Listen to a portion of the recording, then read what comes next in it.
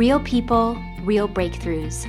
This is the Psychology of Eating podcast, where psychology and nutrition meet to uncover the true causes of our unwanted eating concerns. Your relationship with food will never be the same. Now, here's your host, eating psychology expert, and founder of the Institute for the Psychology of Eating, Marc David.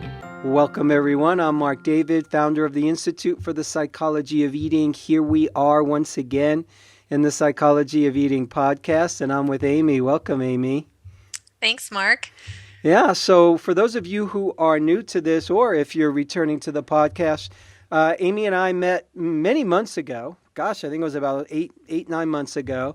And this is a follow-up session just to check in and say, hey, you know, what's been happening, how you've been doing. And I'm wondering, Amy, if you can give people, you know, just a quick summary of some of the key pieces that you had wanted to work on and then what's sort of unfolded since then.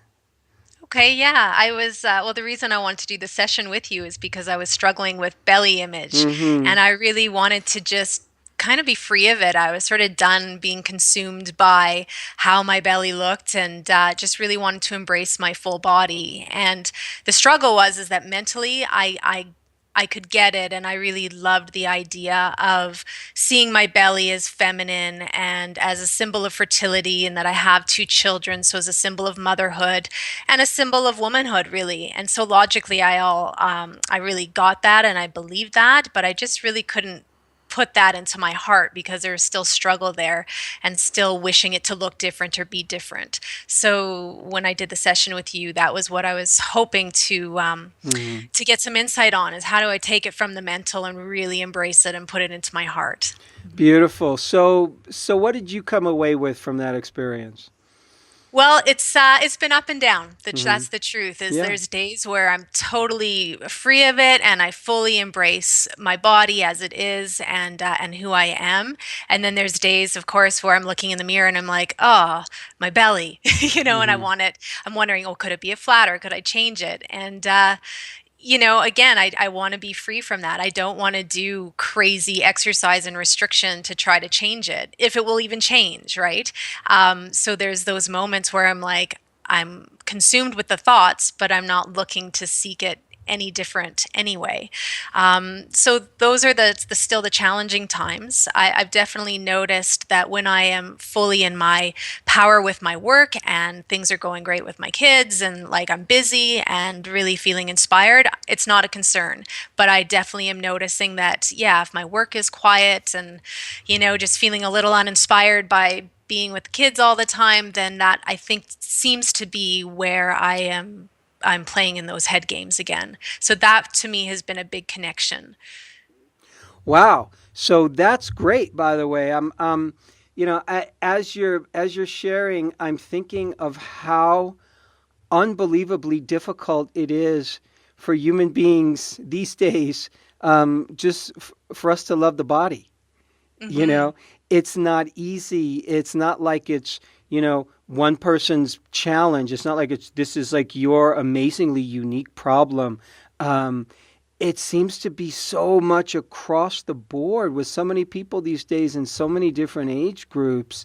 And it feels like it's a daily practice. It's kind of what I'm hearing from you. It's this day-to-day experience. Okay, how am I feeling today? Who am I today? What's going on? How's my life doing? That sort of seems to be the barometer for, well, if I'm feeling good, I'm okay. I look good. Yeah. Yeah. And I guess my question is that normal? Like, is that how this game's going to play out, And that's what I'm sort of in struggle with right now. Is that just going to be my daily check-in, or will I eventually really fully make peace with it and never be concerned about it again? I don't know. I think that it's probably a long-term relationship is my guess, and in a way that's no different than, I'm in long-term relationship with my body. I'm in long-term relationship with my arms and legs. I'm in a long-term relationship with my digestion. I'm in long-term relationship with my mood. I'm always carrying that around with my kids, with, Yeah. you name it. Like, we're in this long-term relationship. And right now, here's where your relationship with your belly is at. Mm-hmm. Here's where your relationship with your husband is at, and here's where your relationship with work is at. So in my way of thinking, what if we just kind of hunker down and go, okay, this is a practice? Because, some days, I love my relationship. Yeah. Whatever it is, whenever it is, fill in the blank, with my friend, Sure. with my Yeah. boy, with my girl, with my husband. It's like I love it, and then there's other days I don't. And as you pointed out, isn't it fascinating how it's generally connected, your relationship with your belly, it's connected to really kind of the rest of your life. Yeah. It Um, seems to be. It really seems to be. Yeah. so it's almost like, it seems like we sometimes have these default places that we go to. Instead of being with the thing that's really the challenge, we'll go to the next easier thing. It's way easier to look at your belly and go, that needs to change. Or it's way easier to look at my hips and go, that needs to change, than to be, not plugged into mothering today and go, oh my, Yeah. you can't get rid of that. Right. But you can't, but yeah, I could exercise away some body fat then. I think we tend to symbolically focus on places inside of ourselves that seem like that's where the action is. Mm-hmm. Because somewhere the mind says, oh, I could have control over that. So there's still this place where some part of you says, I could have control over this particular thing. Mm-hmm. I think that makes sense for my life because I like control.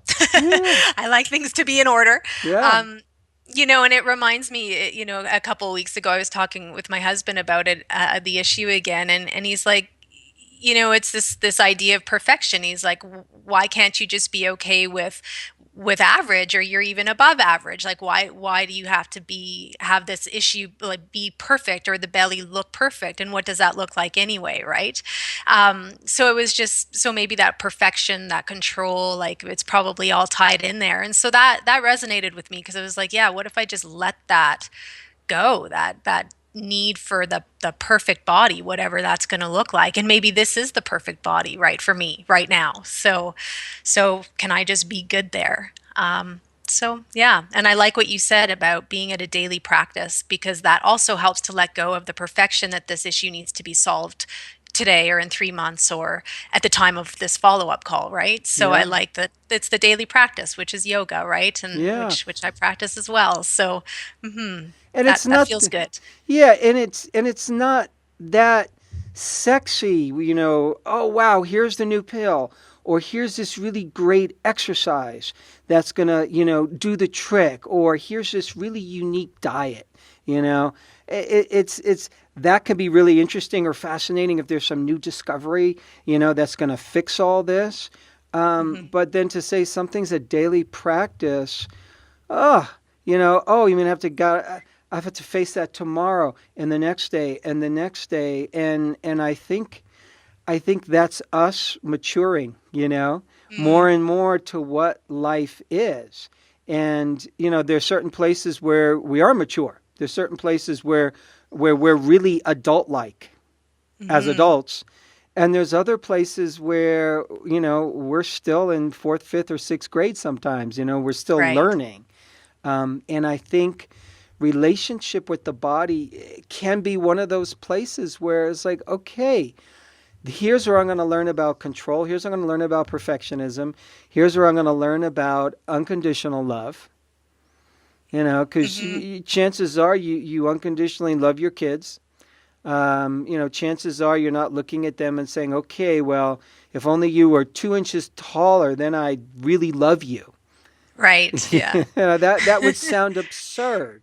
Yeah. Uh, but we do that to ourselves. And so the only way to undo that is to just slowly practice love and acceptance. Hmm. And I think with the idea of maturing, I think too is just a maturing body, right? Yeah. You know, two kids, getting close to 40, and absolutely my body's changing. And in fact, I looked in the mirror, and it wasn't even at my body. I just looked in my face, and I was like, I'm become my body and who I am. I'm becoming more of a woman, right? And so it's like Mm-hmm. maybe this shift, and is just more of like the a woman's body, right? And so that felt good. That felt good to me. I made peace with myself a bit more that day, right? So Yeah. yeah, yeah. I guess it's just the journey, right? I don't know. I really think it is the journey. And, part of that is exactly that. Part of it is us being able to say that's the journey. That takes a certain amount of maturity. That takes a Hmm. certain amount of character growth to say, wow, okay, it's not going to be perfect today. And wow, okay, it might not be perfect in the future. Or whoa, here's how life works, and here's how aging works, and here's how being a teenager works and being a 40-year-old works. Um, Hmm. it's humbling. Yeah, it is. And I was been thinking about too, like, because it seems to be that I really was never consumed by it at all. Like I was always quite happy and comfortable. And I was thinking, well, when did this all start? And I think in our first session, I think it was just, well, 2 years ago after I had my second child. So, but yeah, it's just why, I guess, where why did I become so consumed by it over in the last few years? And again, maybe it's because as I had my child, my second, work got quieter. There was less time for my practice, which I love. And yeah, just all the changes and less time for me and the stress increases, etc. So there's obviously that connection there too. Yeah, Yeah. just want to point And that out. and it's also, you know, um, I love asking those kind of questions. Okay, well, when did this begin, and why do you think it happened? And to me, it's kind of strange because on the one hand, it's important to ask that question, and on another hand, I think it's important, and I think you've done this, to ask it and then kind of let it go, because then it could become like, oh, why me? Why me? Why did this Right. happen? Well, should I have done something different? I don't think it's about second guessing, and I think this. It's not about, oh, where did I go wrong? It's sometimes things just come up when they come up. That's true too, right? Yeah. They have their own timing, and maybe it's come up now. See, here's something else. Maybe it's come up now because on a certain level, it's always been there, but it just hasn't been quite conscious. Hmm. And it hasn't, quite come out into the light of day. Maybe it's expressed itself in other ways that you might not have noticed. And now all of a sudden, you can handle this now. You can actually address it. You could approach it. So it sort of comes out. Hmm. It's like, okay, here's me judging my body. And it's almost as if, okay, now we're working on this piece because now you're mature enough. And Yeah. now's And the, I think, sorry to interrupt. Yeah, and I yeah. think it also is giving me the teaching, the wisdom that I can use now with my clients as well, because obviously my female clients are going through the same thing. So perhaps my own personal experience will help create an authentic conversation around it Yeah. with my clients. Yeah. I want to say one other thing about this. Part of wanting the body to look different for us. Okay, I want my body to look different, and it's fine. A lot of us, we do our thing. We go to the gym. We do whatever we do to sculpt ourselves and shape ourselves and change ourselves. It's a pretty popular pastime, and I think it's great. And here we are looking at, okay, and here's when it could be challenging. It kind of puts us out of the present and into the future when I'm like, okay, I want this to look different. Hmm. So I'm kind of focused on the future because when it looks different, then something's going to happen. There's a promise that we make ourselves, and but the stance that we're in the moment now, it's almost as if we're not quite 100% here.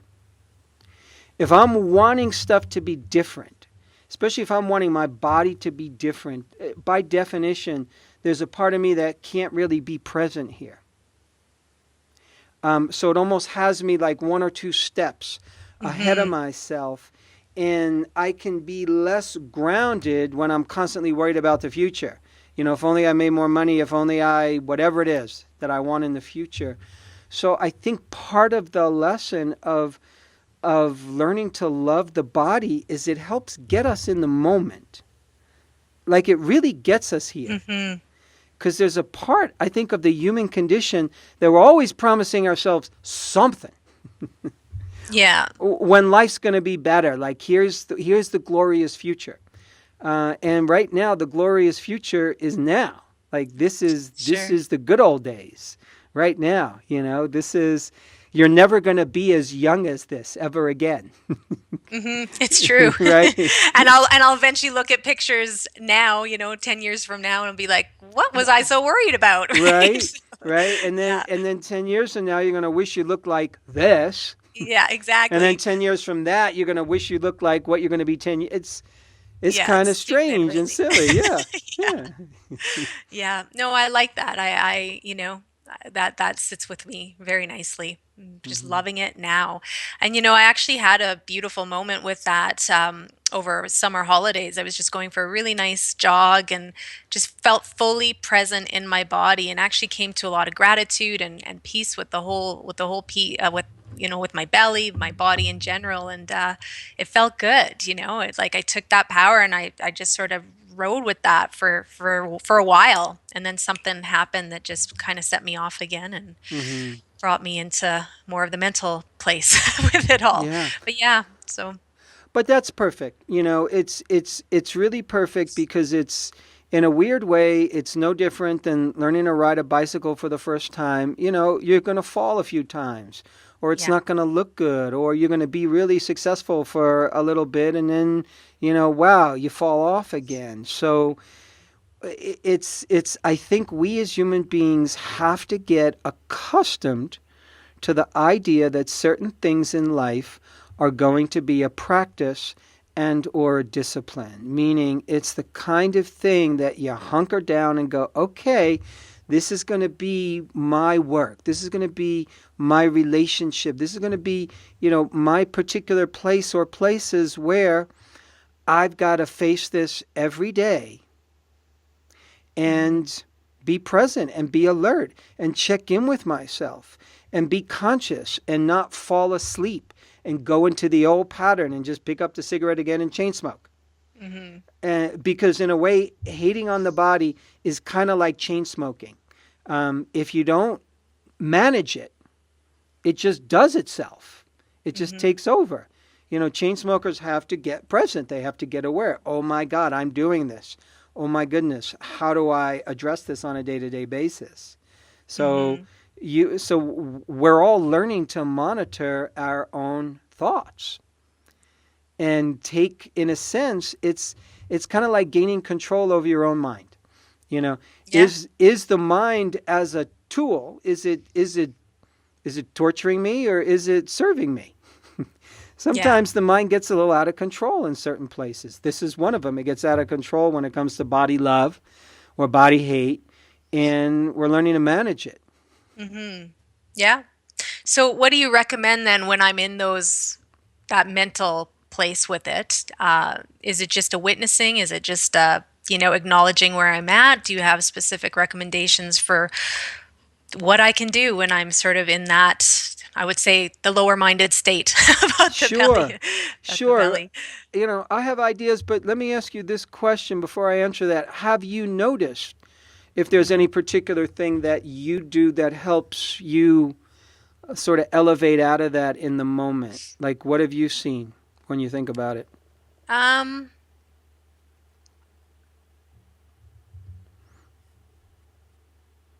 it's probably just talking myself down, Mm-hmm.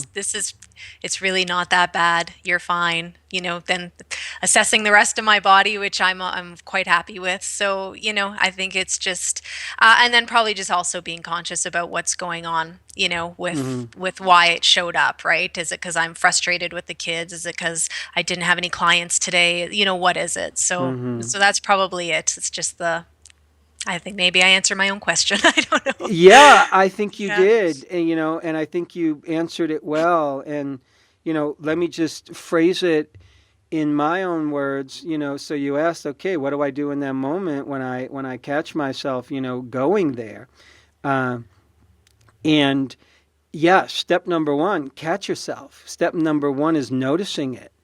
Because a lot of times the self-defeating talk and the self-hating talk can become so normal for us that we just keep doing it. We think it's normal, like, oh, this is normal. So first we have to notice and go, hey, wait a second, this is something I want to attend to.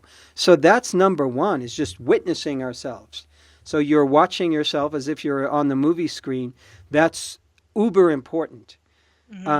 Second step to me, which you're doing, is once you're witnessing yourself doing that kind of thought process, doing that kind of conversation that's not good for me, then all of a sudden it's kind of about, I want to say, having a moment of acceptance. Having just this moment of, oh, there's me, Amy, doing this thing that I wish I wasn't doing once again. Can you, in that moment, just throw yourself a little love? Like, even though I'm doing this, I still love myself. Or even though I'm doing this, I still respect myself. I'm still okay. It's kind of like giving yourself a little bit of a psychic, invisible hug.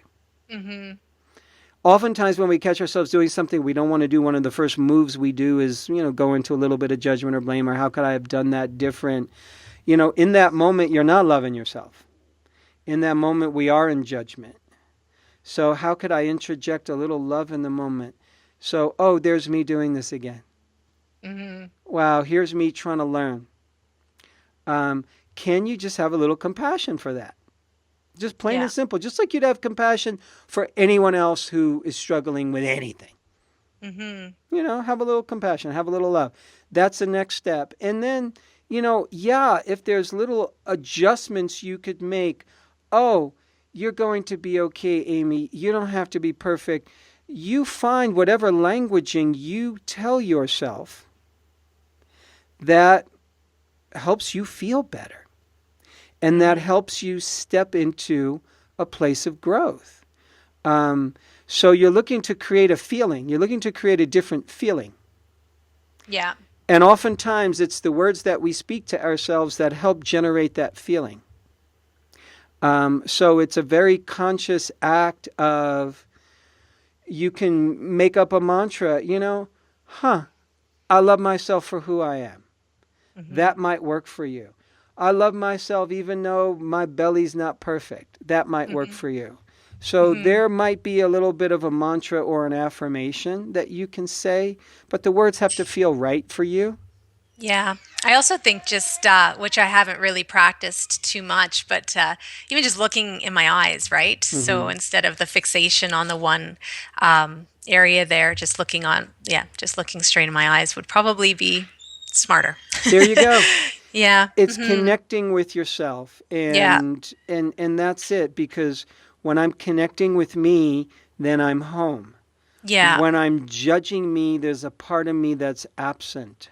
Yeah. So it's kind of like landing in the present, and here I am, and it's learning to love yourself in that moment.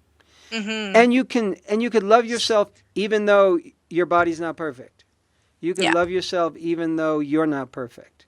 That's really the message that we're looking for, is loving us in the imperfection that we are.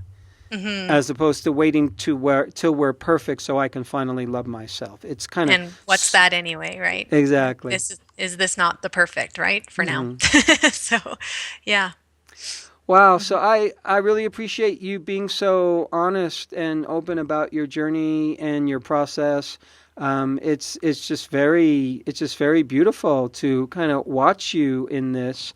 And it's interesting. I think you're in a way better place than you think you are, is what I imagine. Sometimes a part of our struggle is the fact that we think it's such a struggle. Yeah. And again, when you frame it as a practice, then this is not a struggle, it's a practice. Then Yeah. every day when you face being a mom, it's not a struggle, it's something that you do. This is me, this is what I do, this is my practice. You know, I get up, I attend to my children. And this is me, I get up and I attend to myself and I look in the mirror and here's how I relate with myself. And, you know, sometimes I'm the greatest mom in the world, and sometimes, you know, I need to, like, chill out a little bit, right? Yeah. So, same thing. Yeah. No, it's true. It's absolutely true that the daily practice really hits home for me. I love that. And it's just nice to, it's just relieving now to talk with you that it's like this issue didn't need to be solved. You know, it's, it's the journey, it's the practice. That feels good. Well, Amy, thank you so much for your time, and thank you for your willingness to do this. So appreciated. Thank you, Mark. Yeah. And thank you, everybody, for tuning in. Once again, I'm Marc David on behalf of the Psychology of Eating podcast, and lots more to come, my friends. You take care. I hope this was helpful. Thanks for listening to the Psychology of Eating podcast. To learn more about the breakthrough body of work we teach here at the Institute for the Psychology of Eating, please sign up for our free video series at ipe.tips. That's I for Institute, P for Psychology, E for Eating.tips, TIPS. You'll learn about the cutting-edge principles of dynamic eating psychology and mind-body nutrition that have helped millions of people forever transform their relationship with food, body, and health.